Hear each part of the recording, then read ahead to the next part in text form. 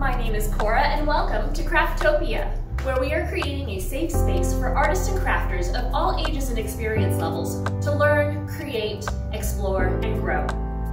I'd like to invite you to check out our website at www.crafttopiawa.com, where you can learn more about our organization and vision and see a list of upcoming classes. You can also follow us on social media at CrafttopiaWA. Now, pull up a chair, get comfortable, and let's get crafty. Hello crafty friends! Today we are making these really awesome flowers using old books and a little bit of glue. I cannot express just how much I love this thing.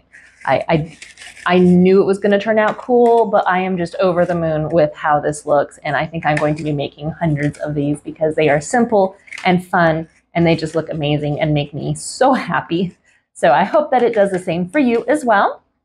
If you're using a kit from Craftopia, you already have everything that you need.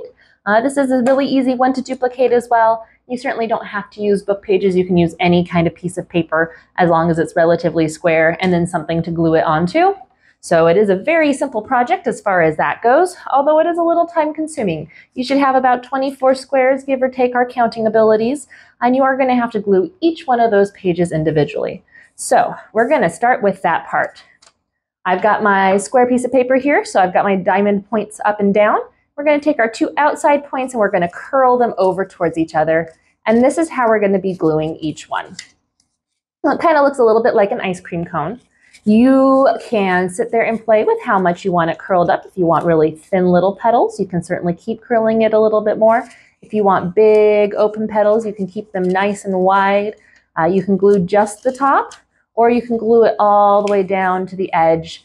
This part isn't going to be showing since you're going to be layering other things on top. So if there's a little bit of the gap at the bottom, that's totally okay. So we're going to use our glue and we're going to apply liberally.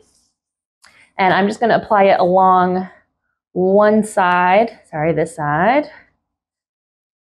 and give it a nice big smush of glue there. And then I'm going to wrap it over, like I said, kind of trying to get that cone shape. I'm in the mood for ice cream, so everything right now reminds me of ice cream cones. And give it a good little squish. And then down here, it's kind of hard to squish, so I'm actually just going to pinch it flat because I'm going to need it flat when I glue it onto my piece of paper later. So there is one down. Okay, dun, dun, dun, dun. And you can choose to have it placed however you want as far as which way you want your words to go. You might have pictures in some of yours. So you can choose what parts you want poking up to the top. I don't plan on reading my flower, so I'm not going to really be too worried about what I have up versus what I had down. This book that I'm using is pretty old, so it's got some really cool yellowing to the pages, which is going to make for a very, very pretty flower. All right, you're just going to go do that to all 24 of your petals. All right, once we have all 24 of them rolled, it is time to start assembling. You're going to need your piece of paper that has a circle drawn on it. You do not need to cut this out. You're just going to use that as a guide as far as where you're placing things. Mine got a little bit wonky here when we were trimming, so I'm going to go ahead and just trim this off so it's out of the way. But honestly, this is going to be glued onto the back of your flower, so you're really not going to see it anyways. It's a preference. If you really want to cut it out, go for it. Again, we're just using it as a guide to make things spaced. So we're going to be gluing our petals around our circle here. Just go ahead and start by grabbing one of your petals.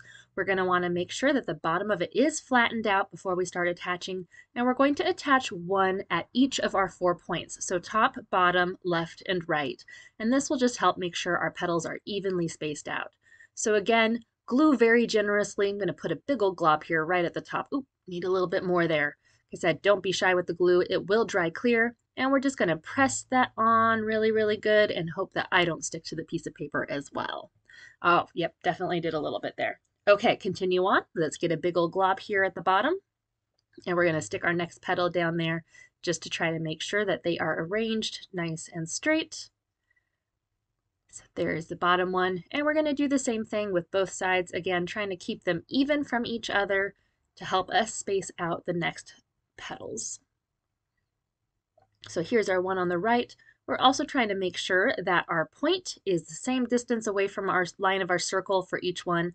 That will help to make sure that our flower is evenly round. If you want to make your flower a little bit bigger, you can make that difference between the point and the circle smaller. I'm doing about 1/2 inch or about a finger's width for me. If you put them in a little bit further, then you will have a smaller, more compact flower. All right, we're going to go back in and we're going to fill with, I'm using 2 additional petals in between each one. And now you can see this helps us space it out a little bit.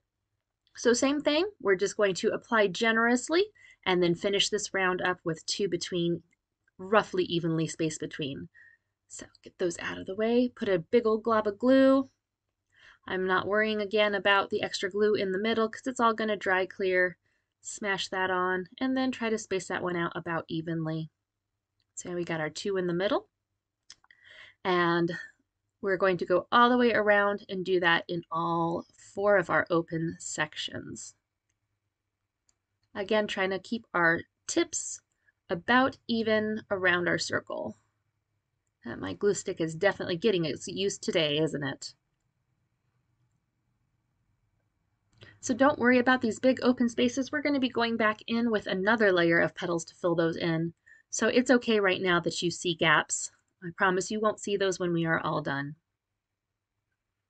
Okay, last one over here. And now it's time to start our second round. So we're going to go back through and glue another round in between where these petals are. So they're going to go in a little bit further in. Again, about another finger width for me, another 1/2 inch, so that they are a little bit lower than the petals we just did. So now when you glue, you are going to be gluing a little bit on top of your other petals as well as onto the paper. And we're just going to stick it right between there. It should rest on top of your other 2 petals pretty perfectly. And this time we're going to have 3 in between. So you notice I've got 2 little layers of points there. It's going to start to get nice and sticky in here. Just perfect. It's never really art if you don't end up with a little extra glue on yourself. So again, sticking those right in between. Oh, that one doesn't want to stay. It likes me too much. You should have just enough petals to fill each of your gaps. You may end up with 1 or 2 extra, just depending on how well we counted when we were putting the kits together. And if you do, you can always go back and just fill in any areas that look a little sparse or like they need a little extra. But if we counted right, then you should have the perfect amount. All right, almost here. Oh, need some more glue.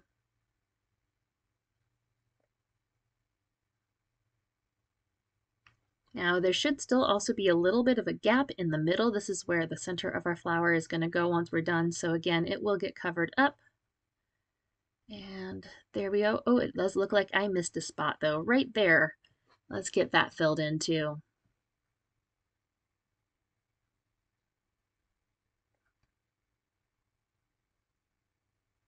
Okay, now that we have all of our petals down, we have this beautiful looking flower starting. And it's time to fill in that center. Now you actually could cut out a bunch more pages and curl them and continue to build in if you want just a really thick petaled flower, but I'm going to use this really awesome tissue paper that I have handy. You're going to have different colors in your kit depending on what we happen to have. If you need a little extra color or texture, you're more than welcome to take a marker or something to your paper first, color around, add dots. I'm not going to do that since mine already has these lovely little pink polka dots. All right, here comes the really technical part. In order to make the center of your flower, I hope you're paying attention now, we are going to take our tissue paper and crumple it up into a wad. There you go. That's it. That simple. Now I'm going to use my glue to attach some of these loose pieces before I stick it in, just to make sure that I don't end up with a silly little piece sticking up out of my flower. So just put a nice blob of glue, smush it down. A lot of this is going to end up hidden when I smash it into my flower. Again, use a lot of glue on this. More is definitely better in this case. All right. Just going to tuck that right into the middle, give it a very, very, very big squish down to make sure that it attaches.